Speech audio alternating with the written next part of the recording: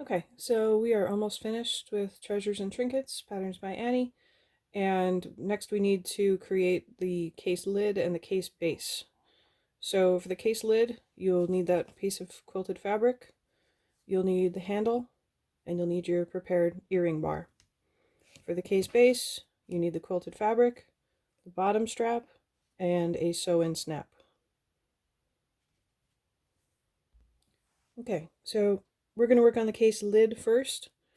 And when you look at your quilted fabric for the case lid, if you're working with directional fabric, either on the main or the lining fabric, you need to consider that when you look at the case, the outside will be right side up.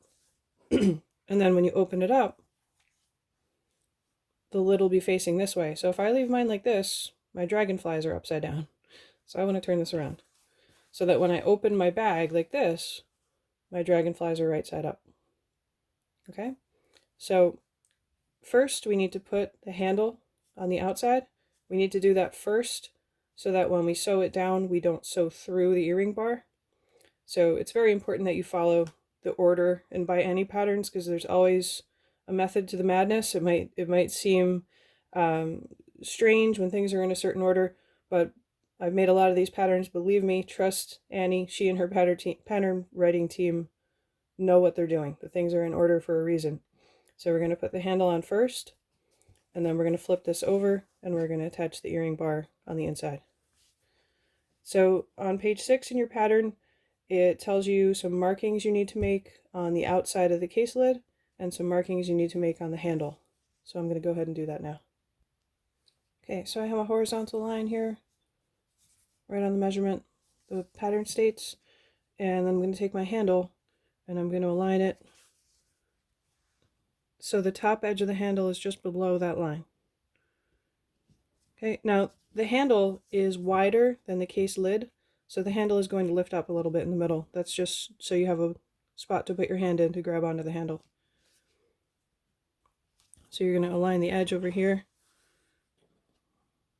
put a clip, and then align the edge over here and put a clip.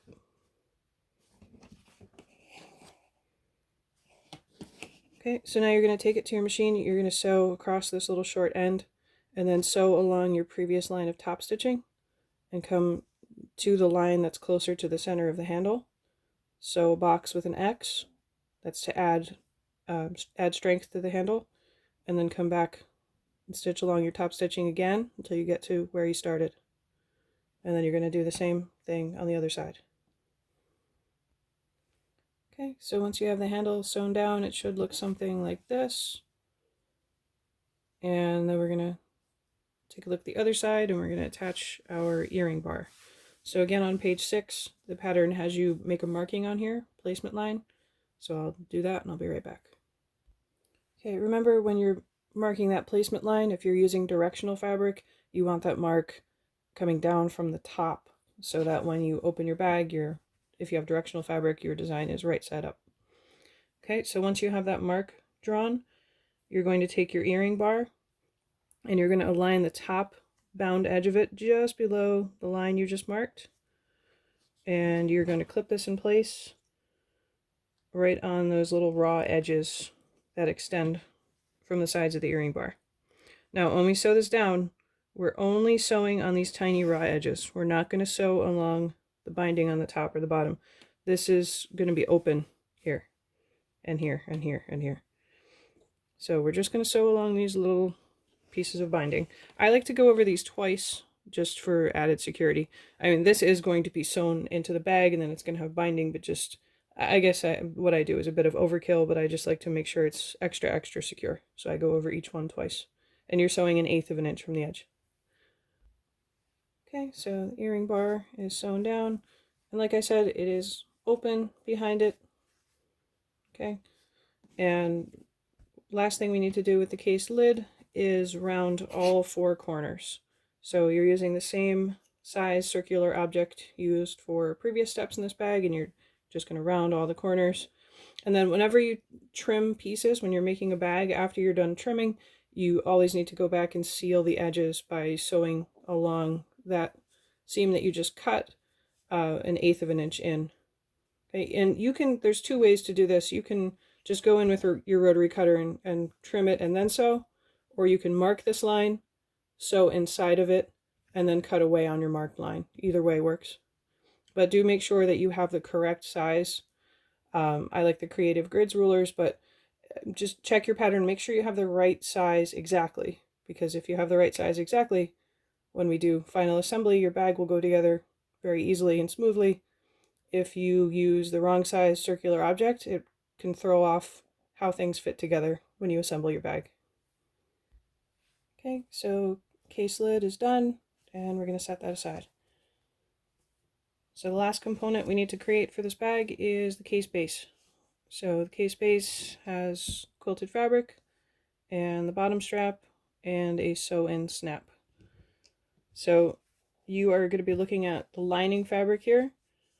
Again, if you are using directional fabric, you want it right side up so that when you open up your bag and look inside, you're looking at your images right side up.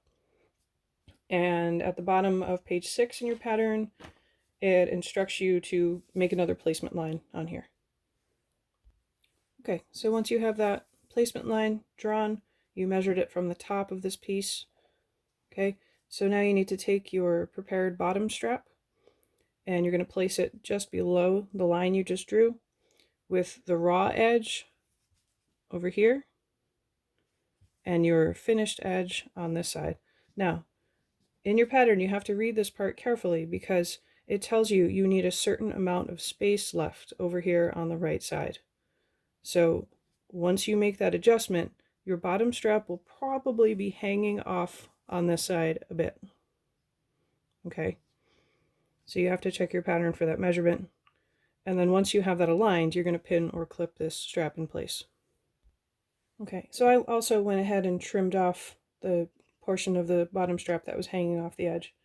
So once you have this sewn down, you can then take the portion of your zipper that has the bump sticking out, the positive side, the male side, whatever you want to call it, and you're going to sew that portion to the bottom of your bottom strap toward the end. And then you're going to take the socket side, the hole side, the negative side, whatever you call it, of your snap, and you're going to sew it in the right spot down here. The pattern does not give a measurement for where that needs to be. So what I did is I left a little slack, very tiny amount of slack here, so that when I put the pods on here, if they're full, I wanted to be sure there was enough space for them to stay here. I think the pattern tells you to lay it perfectly flat. So it's up to you. It depends on what you're going to use the bag for. And you choose either one of those, and then you're going to sew your two portions of your snap on. I also want to mention that if you are left-handed, you might want to put this on the other way around. I always think of that because both of my daughters are lefties. So if you want to do that, it's perfectly fine.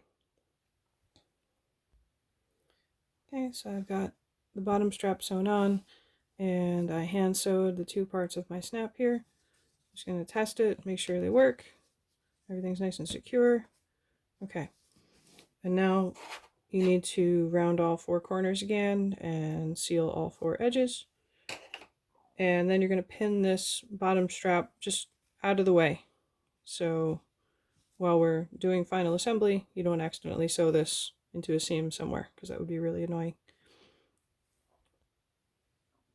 Okay, so our case lid and case base are ready to go. And in the next and final video, I will show you how to do final assembly.